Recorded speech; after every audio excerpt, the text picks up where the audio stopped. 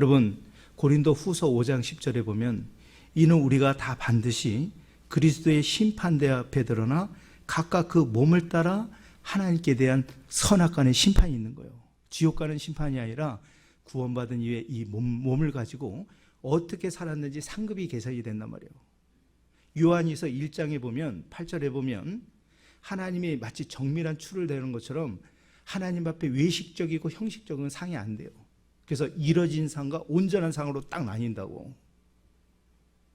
그러니까 구원받은 이후에 내가 정말 하나님께 영광을 살아가는 최고의 기회란 말이에요. 이 몸을 가지고. 그래서 로마서 12장 1절에 보면 그러므로 형제들아 내가 너희에게 권하노니 너희 몸을 하나님이 기뻐하시는 거룩한 산제사로 드리라. 이는 너희의 드릴 영적 예비니라. 하나님은 우리의 몸을 통해서 영광을 받기를 원하시거든요. 네? 그럼 여러분, 이는 우리가 다 반드시 그리스도의 심판대 앞에 각각 그 몸을 따라 행한 것에 대한 심판이 드러날 때, 여러분 이 몸을 따라 행한 것 중에서 뭐에 대한 심판이 남냐면 말입니다. 말을 함부로 해서는 안 되는 거예요. 그러니까 구원받기 전에 상스러운 말, 그러니까 정말 덕스럽지 못한 그런 말은 이제 더 이상 하면 안 된다는 거예요. 왜? 여러분 옛말에도, 옛 속담에도 그런 말 있죠. 낱말은 누가 들어요? 네? 반말은? 그리스도의 말을 누가 들어요? 말라기 3장에 보면 여호와를 경외한 자들이 피차 말한 모든 것을 책에 기록하고 그걸 듣는다는 거예요. 여러분이 그냥 무심코 하는 말들이 있죠? 그래서 이 말할 때 정말 조심해야 되는 거예요. 잠언 15장을 보겠습니다. 여러분 내가 지금 구원받은 이후에 이 몸을 통해서 하나님께 영광을 돌리는데 이 말한 것에 대해서 그것이 다 드러난다는 거예요. 잠언 15장 1절 같이 읽더라죠.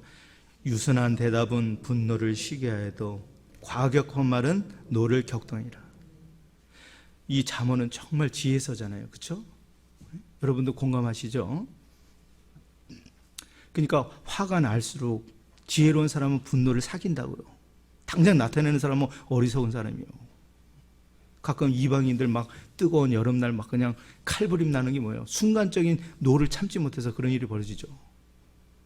여러분 구원받은 그리스도라면 막 즉각적으로 화를 내고 막 그냥 막 열품는 그런 분들이 있거든요. 막 목에 막 핏대를 세우면서 막 그거 진짜 조심해야 되는 거예요. 유순한 대답은 분노를 쉬게 하지만 과격한 말은 노를 격동하니라. 지금은 이제 그 직업에 빈부귀천이 없지만 지금으로부터 500년 전에는 그 직업의 어떤 신분 엄청났다고 이게. 오늘날 그 무더운 여름날 한 백정, 고기를 파는 백정에게 두 양반이 고기를 사러 온 거예요. 한 양반은 팔자걸음을 보면서 뒷짐을 지면서 어이 백정 고기 한 근 대령에 정말 강하게 압박하는. 날씨는 덥지 장사는 안 돼서 짜증은 짜증대로 나오는데 그 완전히 인간 취급 이하를 받으니까 얼마나 기분이 나빴겠어요 백정이. 근데 신분이만큼 분노를 나타낼 수가 없어. 속에는 끌어올리지만 참고 말없이 고기 한 근을 썰어줬습니다. 근데 두 번째 양반이 첫 번째 양반은 완전히 달라. 마치 자기 사랑하는 동생에게 대하듯이 이보게 박서방 이렇게 무더운 여름날 참 고생이 많구나. 부디 좀 장사가 잘 돼서 가족들이 두루 좀 평안했으면 좋겠네. 그러면서 아주 정중하게 고기 한 근을 부탁했어요. 여러분 고기의 양이 똑같을 것 같아요? 달랐을 것 같아요? 5근을 준 거예요. 그러니까 맨 처음에 있는 양반이 화가 났겠어요? 안 났겠어요? 야 이놈아 똑같이 한 근을 달라 했는데 이 사람 왜 이렇게 많이 주는 가 따질 거 아니에요. 그저 이 백정이 한마디 합니다. 예, 손님이 달라 한 거는 백정놈이 잘한 것이고 이 손님이 달라 한 것은 박서방이 잘한 것이죠. 여러분 옛말에도 말 한마디로 천냥빚을 갚는 거예요. 이왕이면 구원받은 그리스도인이 어떤 어떤 실패를 경험하고 힘들어하는 그분들에게 따뜻한 말 한마디가 그 엄청난 힘을, 그 영광을 나타나는데, 예? 오히려 손가락질하고 비판하는, 말도 함부로 하는, 여러분 그렇게 해가지고 하나님의 고귀한 영혼이, 피로 사신 영혼이 만약 실족하게 되면 어떤 일이 벌어져요? 차라리 연자맷돌을 메고 깊은 바다에 실족해 가는 자는 화가 있다고 돼 있잖아요. 내가 뭔데 그 영혼을 실족시키냐고요. 네? 나도 사실 드러나지 않아서 그렇지 정말 많은 허물들이 많거든요. 사실은 그렇지 않아요? 요한복음 8장에 보면 현장에서 간음하다 잡힌 여자를 그 종교인 바리새인이 끌고 온다고요. 예수님을 시험하기 위한 하나의 과정이었어요. 죄를 짓게 되면 절차를 거쳐야 되는데 예수님 앞에 무조건 끌고 온 거예요. 그 예수님을 올가미로 잡으려는 그런 계획이, 무서운 그 계략이 있는 거예요. 예수님, 현장에서 간음하다 잡힌 여자를 율법에 뭐라고 써 있습니까? 돌로 치라 하지 않습니까? 그러니까 예수님은 무조건 이 여자를 용서해 줄 수도 없고 또 율법에 돌로 치라고도 할 수 없는 이게 막연한 상태잖아요. 그러면 여기서 말하는 예수님은 바로 하나님 자신이었죠. 현장에서 간음하다 잡힌 여인은 겉으로 드러난 발각된 죄였다면 하나님은 그 바리새인 그 중심 안에 똑같은 죄가 있는 것을 알았던 거예요. 단순히 드러나지만 않았어. 겉으로 드러나지 않는 죄인이 겉으로 드러난 죄인에 대해서 지금 돌로 가지고 심판하려는 무서움이 있는 거예요. 우리도 그럴 수 있죠. 네? 드러나지 않았을 뿐. 나도 비슷한 죄가 있다고. 그 예수님이 이러지도 못하고 저러지도 못할 상황에서 무언가 바닥에 썼어요. 뭐라고 썼는지 몰라. 그래서 뭐라 그래요? 너희들 죄 없는 자가 이 여인을 돌로 치라 했을 때 그 양심이 호소한 거예요. 양심이. 아이서부터 어른까지 돌을 내려놓고 돌아가잖아요. 응? 우리가 구원받은 이후에 완벽해요? 실수와 허물이 많습니다. 따뜻하게 서로 붙잡아주고 위로하고 격려하는 것을 하나님께서 원하시지. 그래서 말을 거치게 하면 안 돼요. 왜? 말한 것에 대한 심판이 있기 때문에 그렇습니다. 전도서 5장을 보죠.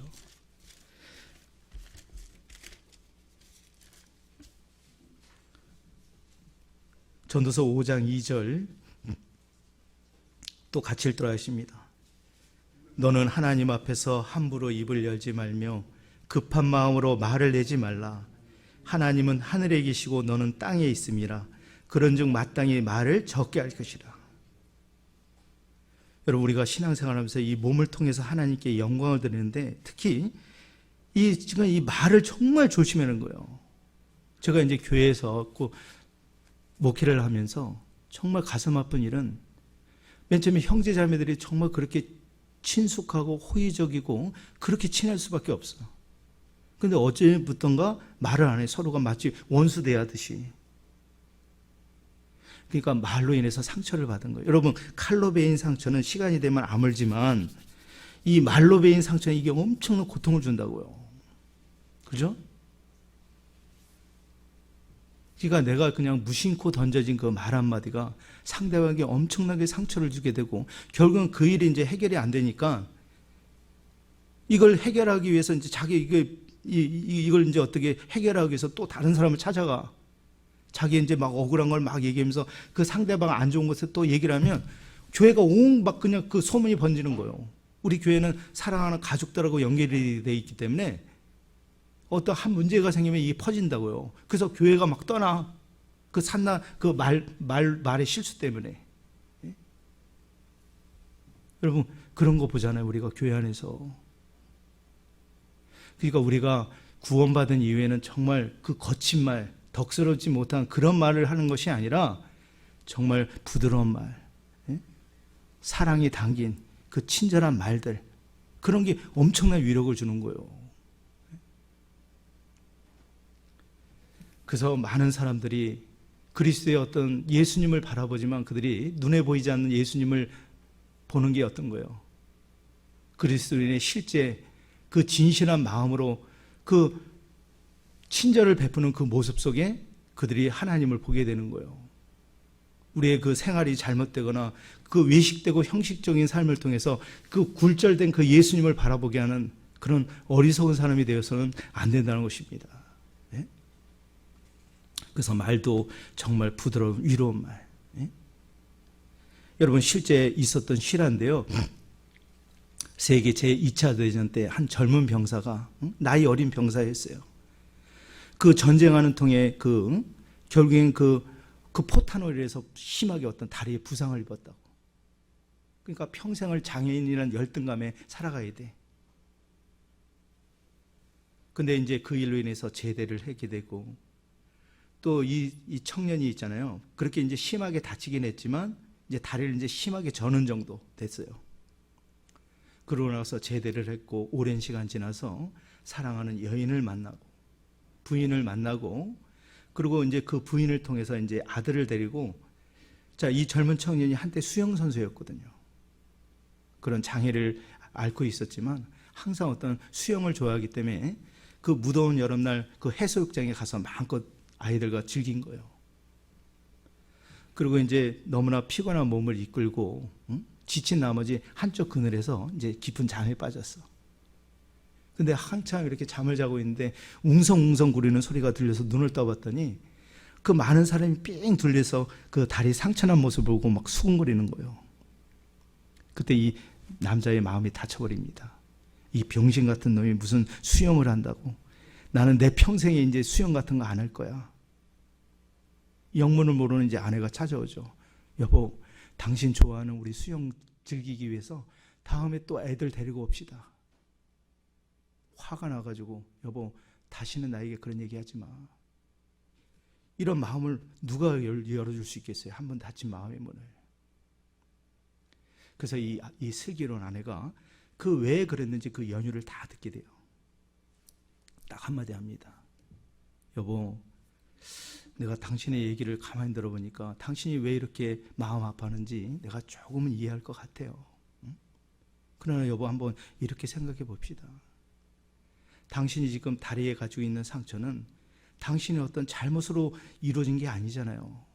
이 나라를 지키기 위해서 그 다리에 상처를 받은 것은 영광의 상처이고 그걸 오히려 떳떳하게 자랑해야지. 그 말 한마디가 확 풀린 거예요. 예? 그러니까 시리에 빠져있는 그 사람에게 그 격려의 따뜻한 말과 평생 열등감으로 살아가는 사람에게 그 장애라는 열등감에서 그 벗어날 수 있는 그런 말 한마디. 그건 물론 사랑이 담긴 진실한 마음에서 나온 거예요. 그죠? 우리는 하나님은 그런 삶을 살기를 원한단 말이에요. 그러니까 여기 지금 하나님을 경외하는 진정한 보석 같은 믿음이 대단한 게 아니고 정말 주님을 참으로 바라보는 경외하는 그 순수한 믿음 속에 살아가는 실제 어떤 친절함, 그걸 얘기하는 거예요.